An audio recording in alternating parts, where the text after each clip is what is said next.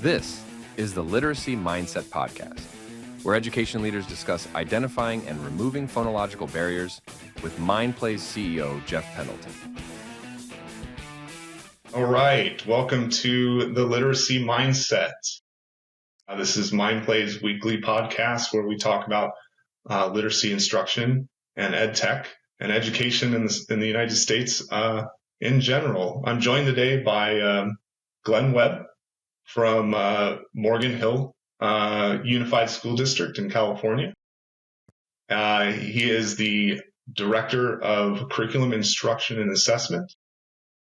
Welcome to the podcast, Glen. No, thank you very much, Brian. Fantastic. Glen and I were talking just before the podcast began, and I was fascinated to hear about Glen's experience in Morgan Hill. He's been there quite some time. So I'd like to start, Glen, by you just introducing yourself a little bit. Tell everybody how you came to education, how you came to your current position, and anything else you'd like to share.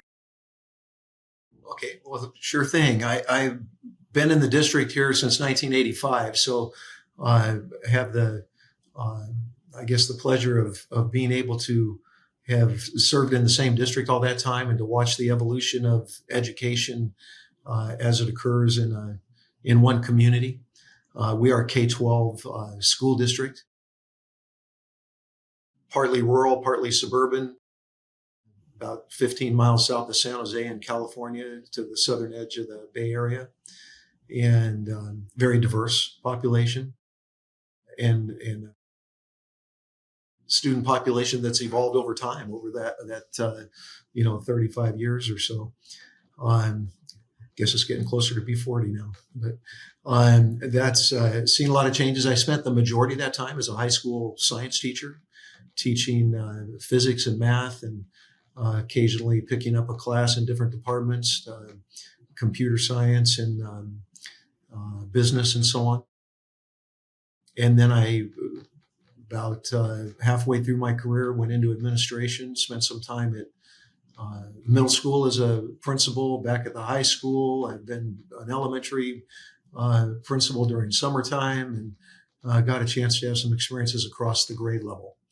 Those ended up serving me well because I eventually found myself in the district office as a Director of Curriculum Instruction and Assessment in charge of K-12, where in the structure our district had a lot of responsibilities, everything from leading curriculum instruction, adoptions to professional development to implementations.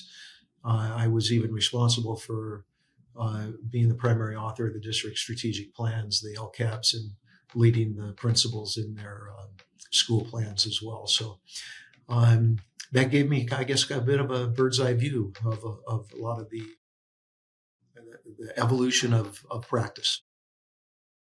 Yeah, we were talking before about how your relative stability, in Morgan Hill over such a time frame and in so many positions at so many levels has given you great insight into how specifically literacy instruction, and that's what Mindplay is focused in, is literacy has evolved over the years, and especially in a place like California, which is one of those epicenters of where these kind of evolutions and debates play out. And you also spoke a little bit about how your background in physics and math, and I was going to ask, like, what's harder, teaching physics or math or teaching reading? But we won't go down that route. But you did talk a little bit about how your background there, how that informed you and how you navigated and saw that change in literacy instruction over the years. Can you talk a little bit about that? Absolutely. As a high school teacher, I taught the range of students from advanced placement physics down to remedial math and everything in between. So over the years, I got to see students really at the high school end of their outcomes, in a K-12 unified district. And it was quite noticeable in many cases what students' needs and that kind of the linchpins to their achievement at the high school level was really those foundational skills that are oftentimes associated with the early elementary grades. And, the number of students I saw specifically who struggled with reading, which by high school most teachers take for granted their students do, was disturbing. And then, of course, by then you have high school teachers who are, subject area masters that don't necessarily think about teaching reading specifically skills. And yet I saw those needs were apparent. One of the things I really focused on when I went into administration and even at the middle school, a little closer to the roots of those, that I could, begin to find ways to remediate and address those skills. And that was a big learning curve for me, because it wasn't Newton's 3 laws, but there was a lot to learn about reading and reading instruction and the science of reading and so on that, I knew some fundamentals about, but I didn't really know anything in depth about at that point. So, I embarked on a self-education in that area also, which again, I think became really nice to have that background when I moved into the district office in curriculum and assessment. Yes. Yeah. So I keep going back to this time as a high school teacher, and I just love where you're talking about before you were in administration, how you were identifying and seeing that problem. And you mentioned, you saw at that point that students were really lacking in those foundational skills. Obviously you're as a physics teacher, you're not like, gosh, I really wish this kid knew how to decode. You're not really thinking along those lines. And so what symptoms did you see at that level, in terms of reading ability or reading foundational skills, that where you were like, well, we must be doing this wrong, because these students, how they learn to read, or to the extent that they learned reading comprehension in the lower grade levels, it isn't helping them now. What were the symptoms of that? Yeah, well, a lot of it came from, I guess I had a kind of an empirical mindset being a science teacher. So looking at the data, you could begin to see the gaps in student achievement, across the different student groups and individuals. But then when you worked with individual students in the classroom, it was interesting that you would have reading assignments or things that, passages that you were going over and so on. And I began to observe like different strategies that students would use to access that information. Some were in-depth literal readers, and others appeared to me to be kind of faking it. They would look at the pictures, they'd look at the charts, they'd look at the diagrams, they'd talk to other students to find out what they thought about it, but they couldn't really relate the specifics, the detail that you would find from reading, and you'd see that in their responses, and both oral responses and especially written responses. And you'd see it in all kinds of forms. You'd see it, they would substitute, they would guess and check, kind of thing, which is part of learning, but it was symptomatic of the fact that they weren't accessing the information that was there, available to the text, and that you would see other students accessing just fine. So that's kind of what it began to look like in those gaps. And the number of students that were doing that was kind of disturbing, because you were talking about, maybe not that many in an AP class, but you were talking about maybe 35% of the students across the board, in the school. And you're thinking, gosh, there's kids that are struggling in reading. The data kind of tells us that should be down around, below 10% or so. That's right. And so there was, I had very early in my career a wondering about, the foundation that was being built that was serving these students, especially in reading. Yeah, at least whatever foundation we were building on was fragile in most cases, and not if it was successful, those success or that successfulness wasn't shared by all students, right? And you mentioned, students kind of faking it. I've seen that as well in the classroom as I visit classrooms, and it's kind of this weird twofold feeling, right? You're absolutely impressed by the student's ability to account for their gaps, right? Some of them can fake it very well. It's amazing. Dyslexic students specifically who develop an amazing vocabulary knowledge, so that they don't have to decode, right? So that they don't have to,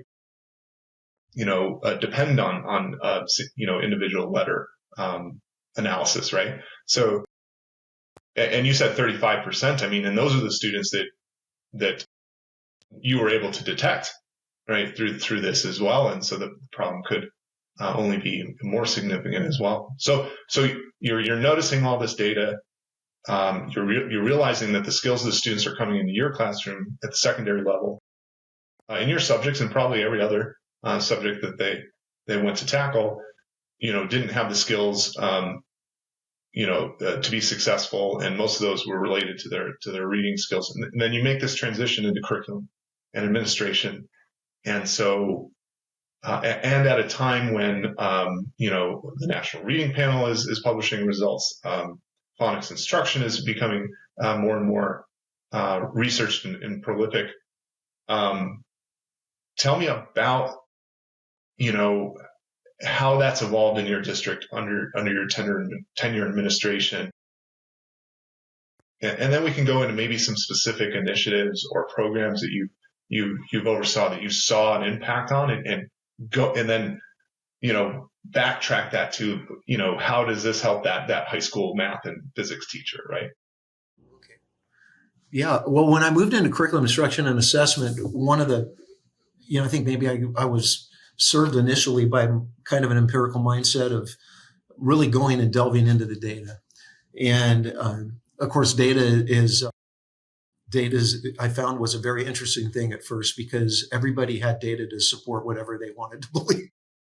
So, and sometimes it was the same data. It was just a different interpretation of it. And so a lot of what I did initially was to gather and look for gaps in the information. And one of the first things I saw was that foundational reading skills, there was a data void. And the data void was, partly the state's fault, where they start testing, by third grade, and by then foundational decoding skills should have been assessed long before that. We actually started, implementing early literacy assessments was one of my first steps, because what I found initially in that first year of just kind of, polling and getting to know, the playing field of who are the people, who are the beliefs, I learned and educating myself, which I guess would boil down to really understanding kind of the range of literacy instruction as it ranges, say, from structured literacy to balanced literacy, the science of reading to whole language, or however you define that range. But that our district really was far towards the balanced literacy, whole language, instructional practice and beliefs than what my research and my self-learning and the data that I was able to see was really showing me that we should be. And so I kind of was able to identify that. Now going about trying to address that was a whole different issue.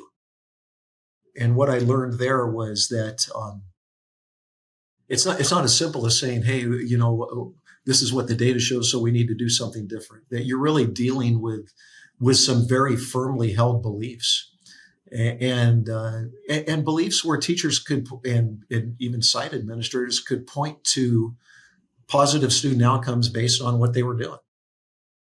They couldn't point to those positive outcomes for all students, but they could point to it for enough to convince them that what they were doing was holding value. So, I had to develop a data, a body of information and evidence that demonstrated to them that there were better outcomes to be had, and that took some time. It took implementing assessments.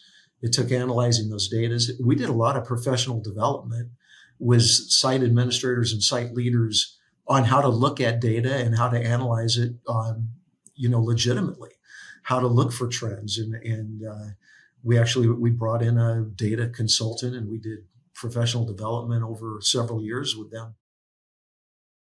And then we had to implement tests. And of course, which it was a whole nother hurdle, because you had the, how much assessment is the right amount of assessment? Is assessment costing us instructional time? You had that whole debate, and so that trying to link,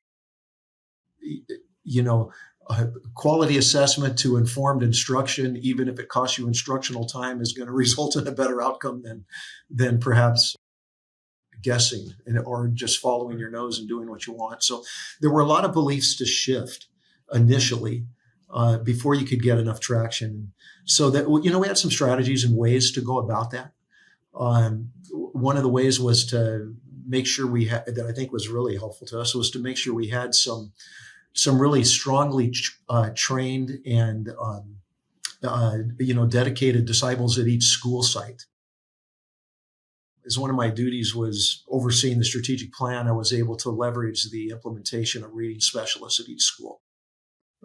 And initially, the reading specialists were quickly received by the sites, because they were perceived as a way to offload students who weren't learning in the class to remediation, basically. We can send you here for intervention, and they can send you back when they're fixed. And I really had a more deep vision of what those folks would be, that they would really be instructional coaches.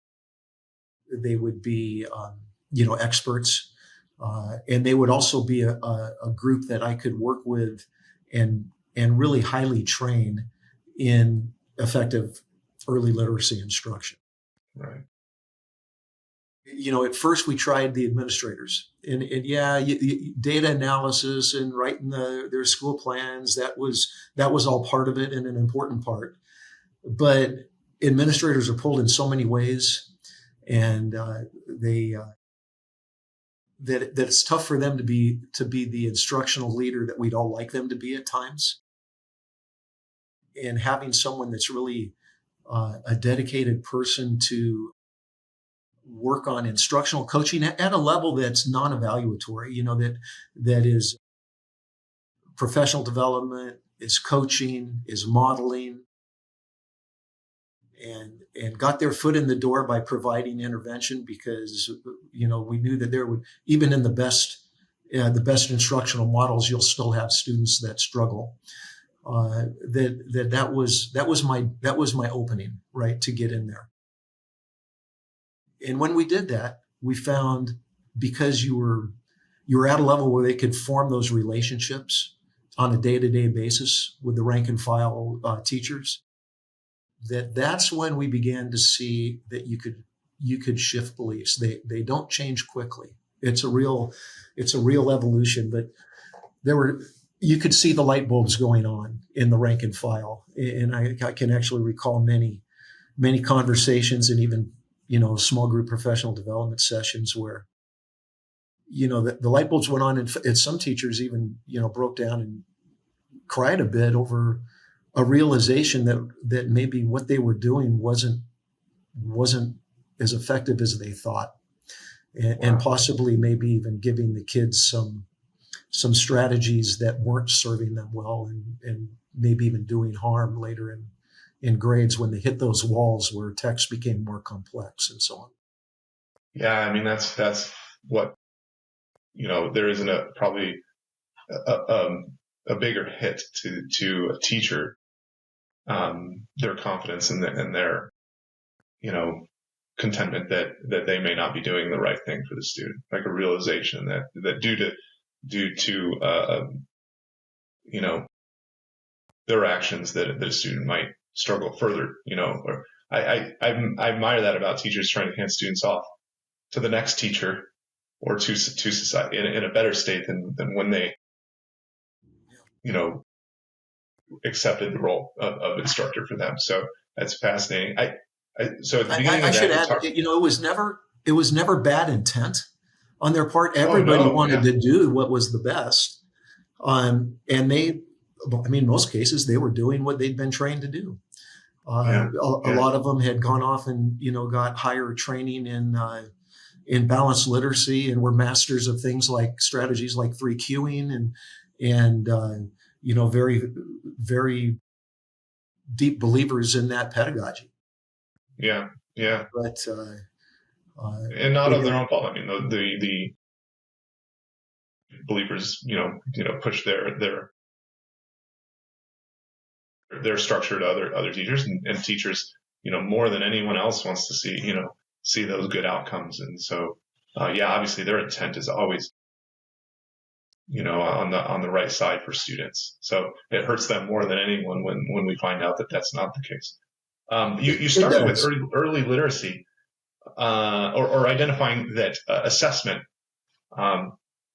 was key, early assessment. And so I guess the takeaway from that was, if you're starting from nowhere, you're in the woods, and you don't know, what the challenge, where the kids are falling behind, why they're falling behind, establishing assessment, knowing where to assess kids and how. But you even went further, like that data was the only story that was going to start to change the minds of people.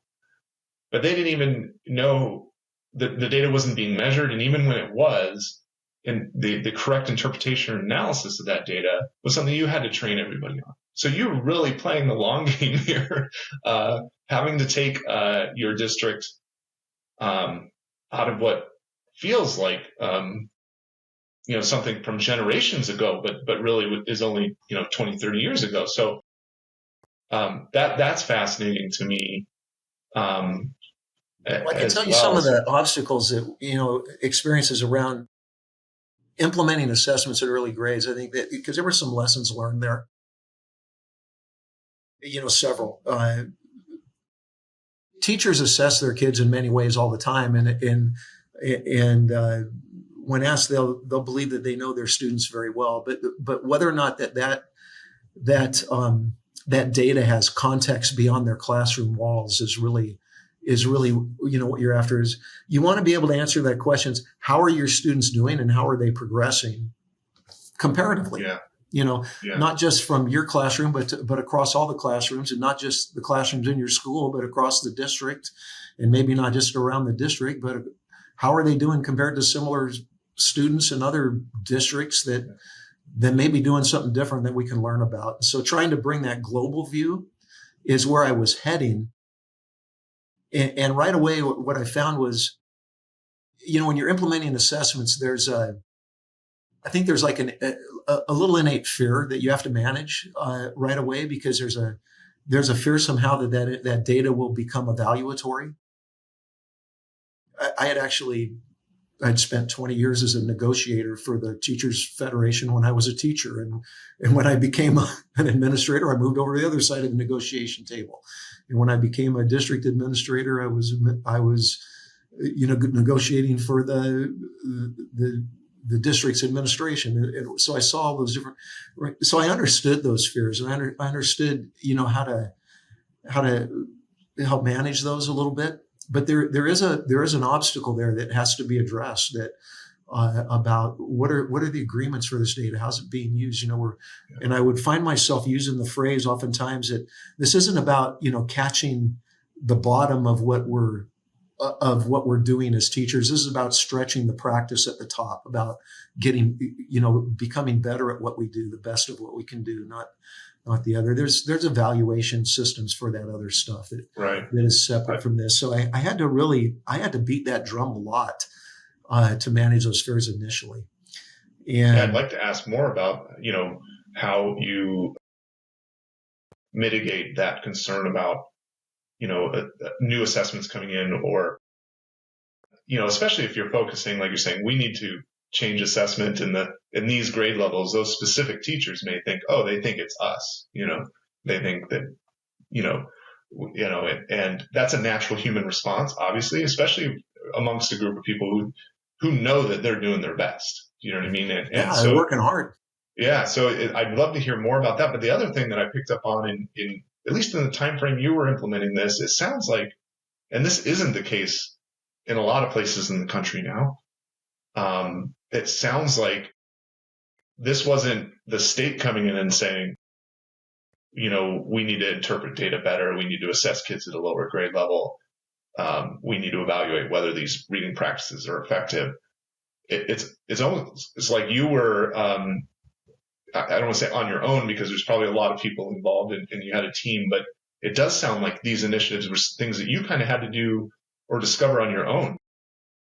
Yeah, I think on some things we're a little bit ahead of the game. When I looked at the data, you think of the bell curve, and you think of that, that maybe the lower 10 to 15% of students may be having some processing disorder as a form of dyslexia or so on. And then you see that other group that's, maybe the 10 to 25th percentile in there that are struggling, that could do better given better tools. There's different, you need a finer grain assessment to differentiate that. So one of the things we started doing right away was we were looking for effective screening tools for dyslexia, for example. And this was probably about 5 years before I even started hearing this conversation at the state level. I did a lot of research. I did a lot of reading. I did a lot of looking at. We kind of boiled down to kind of a 3-pronged screening as being the most effective means. When I say 3-pronged, we looked at 3 dimensions. We looked at family history. The dyslexia has some tendency to have, family, the genetic root, and at least that can exacerbate it. And the other was an early reading skills diagnostic tool. And back then you would hear things like dibbles or dibbles-like screening tools and so on. The next was, observation, basically teacher observation. And so we worked on all of those. We worked on trying to create basically a family survey of questions about family histories that would get to reading difficulties that had been experienced in the parents and grandparents and siblings and so on. And then we worked on, looking for screeners. And we were looking, at one time we took dibbles, and what we were trying to do was we were trying to automate this so that we could collect the data electronically across the district, because we had teachers that were using it in pockets here and there, or dibbles-like tools. And then they would have the data for themselves in their class about their kids, but they wouldn't really know the context. So we were trying to expand that context. And then, the others was really training the teachers on, okay, well, your observations, but what are you observing and what does it look like and how can we calibrate that? So we did a lot of PD in that and development on that. We actually shared our work with UCSF, because eventually it got to the point where when Gavin Newsom became governor, he made dyslexia a priority statewide. And UCSF got a contract for developing a statewide screener.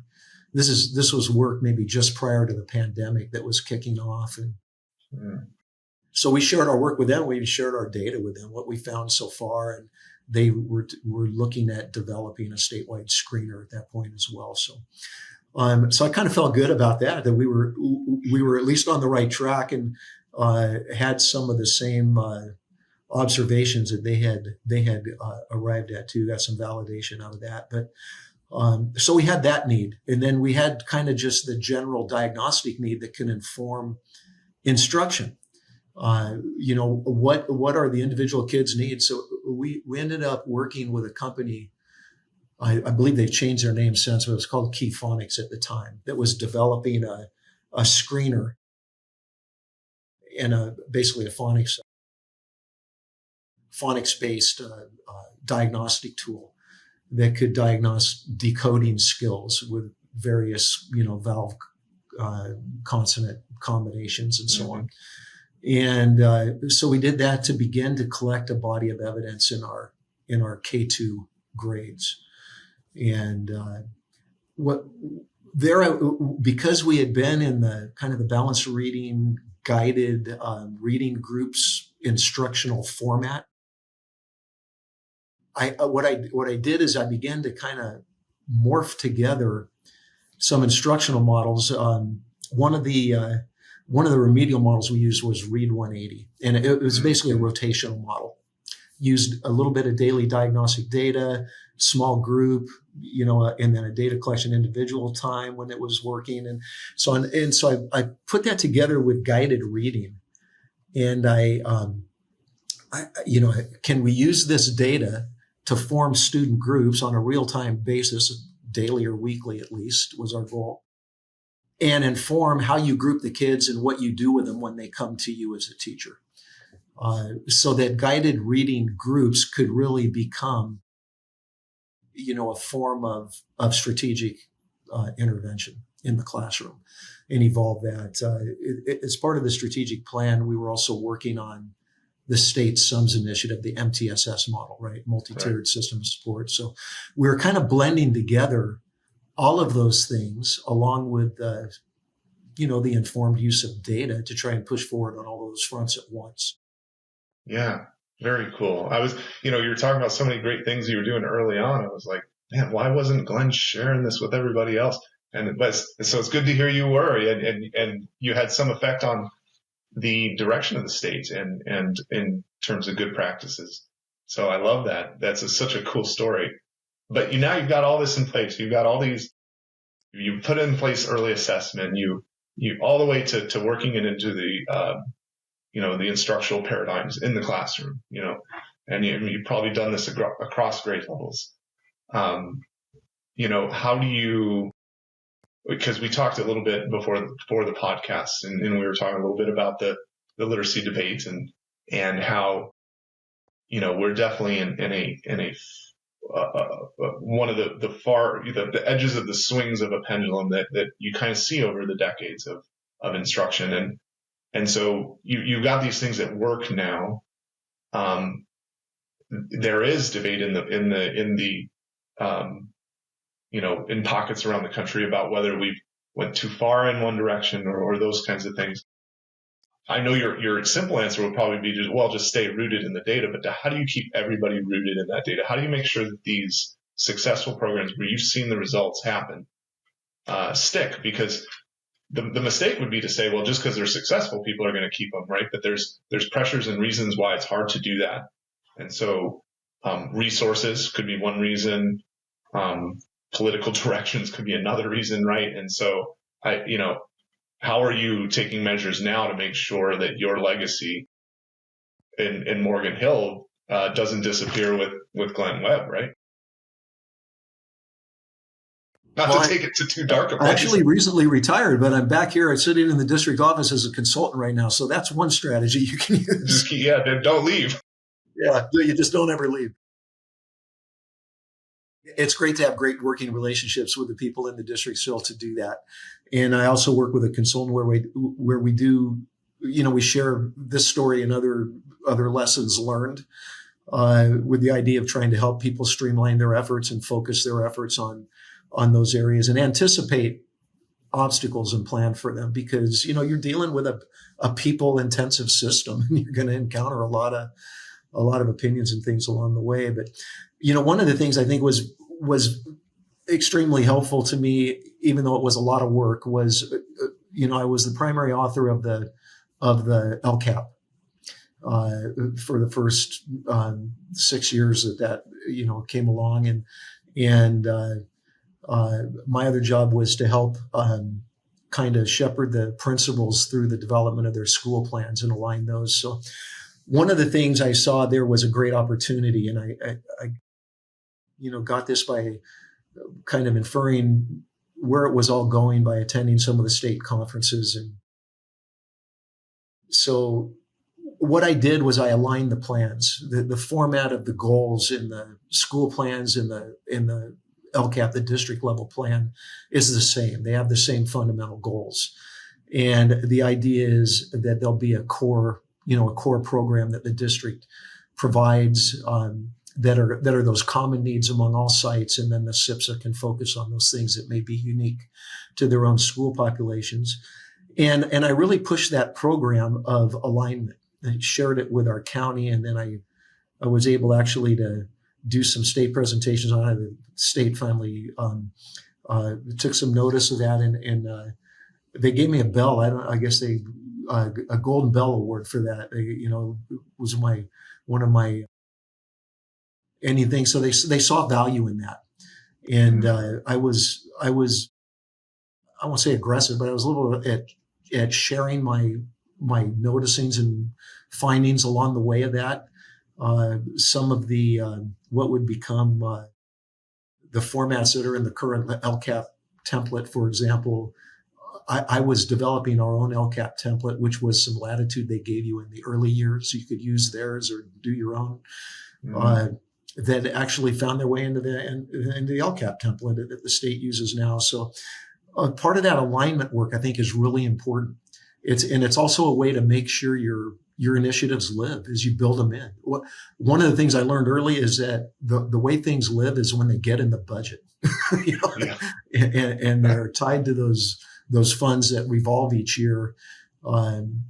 If not, you're fighting those battles constantly over and over again. So to make sure you have a durable funding stream for those things that are the most foundational, so they'll have some longevity. So ensuring that consistency, driving everybody towards alignment on goals. Specifically, I like that you use that word alignment on goals as opposed to, dictates, right? Like, you can align on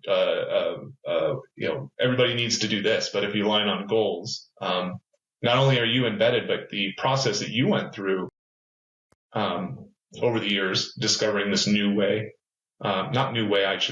discovering a greater truth about literacy instruction and the challenges then and how to solve some of those. Since you've embedded those goals, it does still leave the door open for if somebody discovers an even better way, that will still be, easily brought into the system because we're aligned on these objectives and goals instead of a doctrine, right?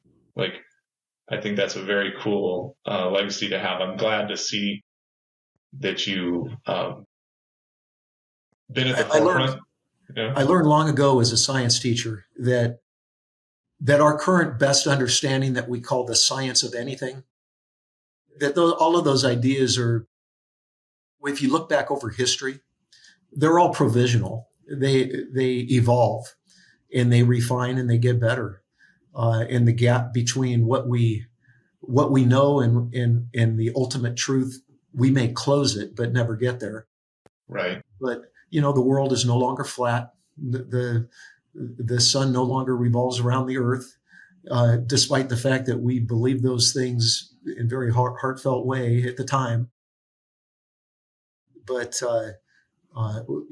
truths evolve and methods evolve. And, I do believe that there's a lot of tools that we can leverage that are continuing to improve all the time.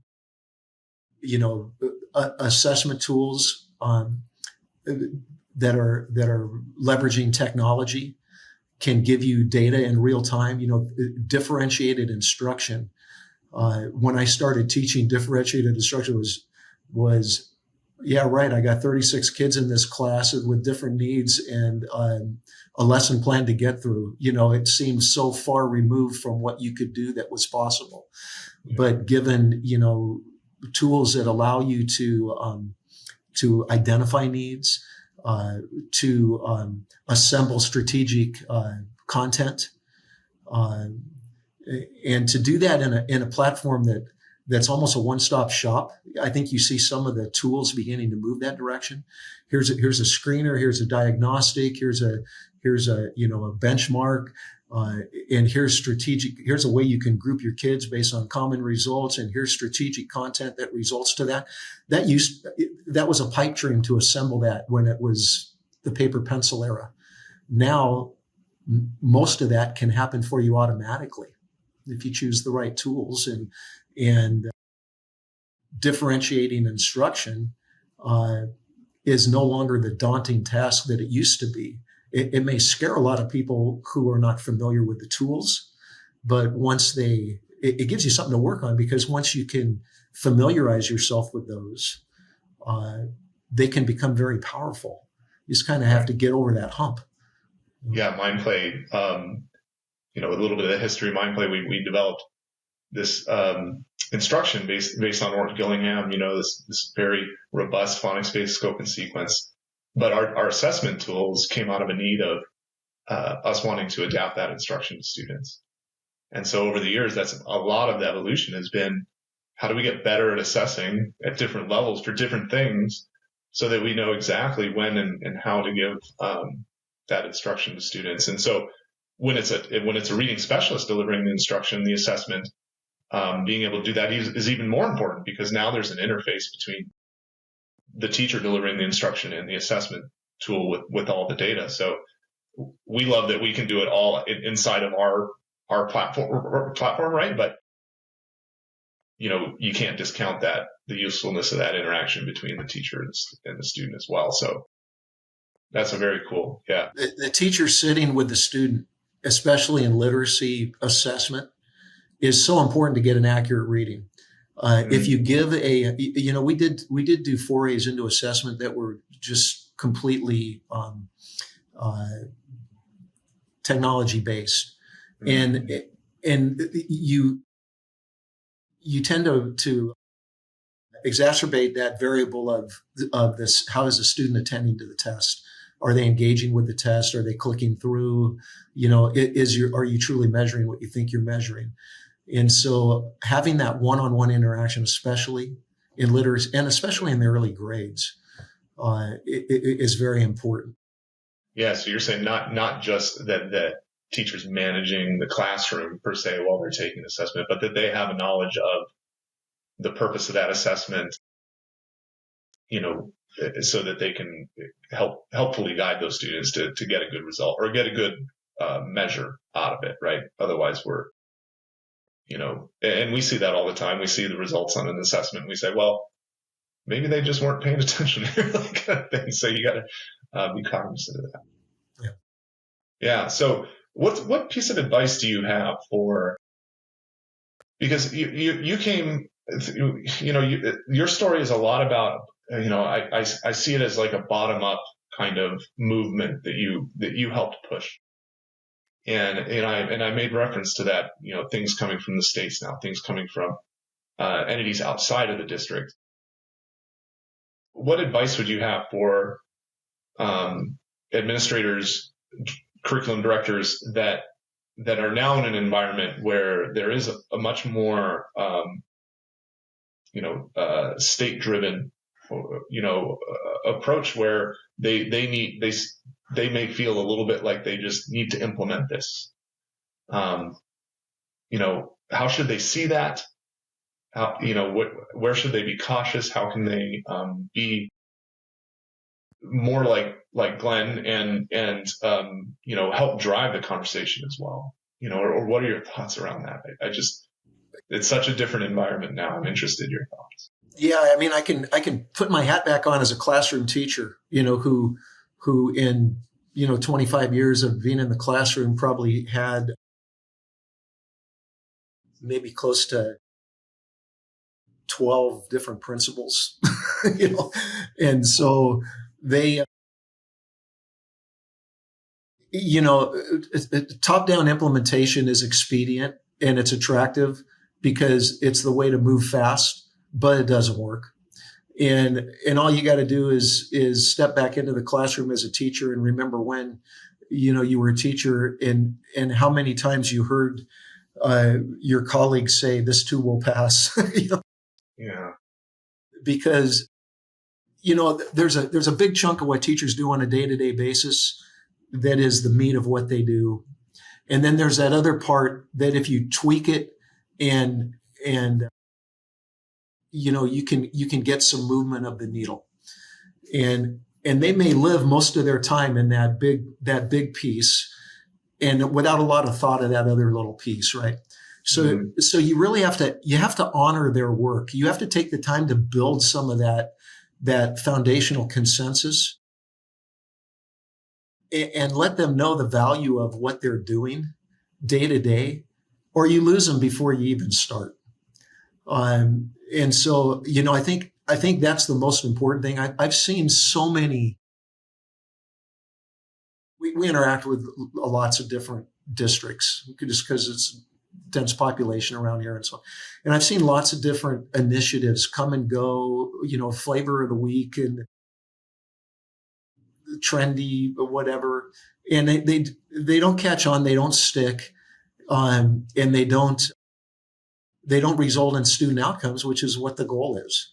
And most of the time it's because of poor implementation. So, you need, as an administrator, you need to take some time to study implementation science along with everything else. You need to realize that a lot of this takes time. And even though there's this environment of urgency, created by the state and program improvement and CSI and all of these other things, that you're spinning your wheels if you don't take that time ahead of time to do it right. That you're never going to get movement. So yeah. So your advice and is if you do that, you're going to build the belief in the rank and file that's going to give things longevity. Yeah. So your advice for people at that director level, as these things are coming in from the state now, and for them to be thoughtful and intentional. And like you said, I really like the way you said that, honor the teacher's work first, because you can't lose them. Because if you lose them, you're in trouble, right? All right. I think we're running a little past on time, so I just want to ask one more question, and it's a question we always ask, and you're open, free to however you want to answer this. But now let's talk about the future. Many changes that you've seen over your career, and I think people just starting their career now will see probably twice as many changes or even more. So what does education look like for a curriculum instruction and assessment director in the next 5, 10, 15 years? Well, we're going to have classrooms. We're going to have teachers, and there's going to be student teacher ratios and all of those things that are driven by the budget. Right. But I think what we will see is we'll see greater individualization of instruction based on the individual student's needs. In other words, a greater move towards strategic instruction. And the way that we'll see that is by the tools and the familiarity with the tools that the teachers have. 10 years ago, we had teachers that struggled with writing an email. I'd ask them to, hey, can you attach that and send it to me? And they go, what does that mean? One of the great benefits of the pandemic was it advanced the technological skills of the teacher rank and file enormously. And if any silver lining came out of it, that would be one of them. And so with that advance, that big kind of quantum jump in comfort with technology and technological ability of the teachers, that their receptiveness to tools improved a lot. So, I think now what you have is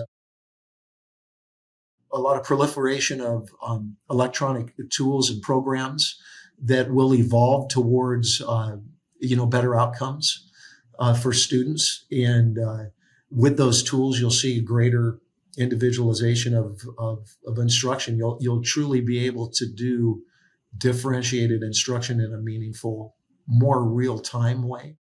Mm-hmm. So that's where I see it going. I think there's a place in that for the tools. I think there's a place in it for artificial intelligence, for example, to help inform some of those many what might be decisions that a teacher would make routinely by looking at some of this data.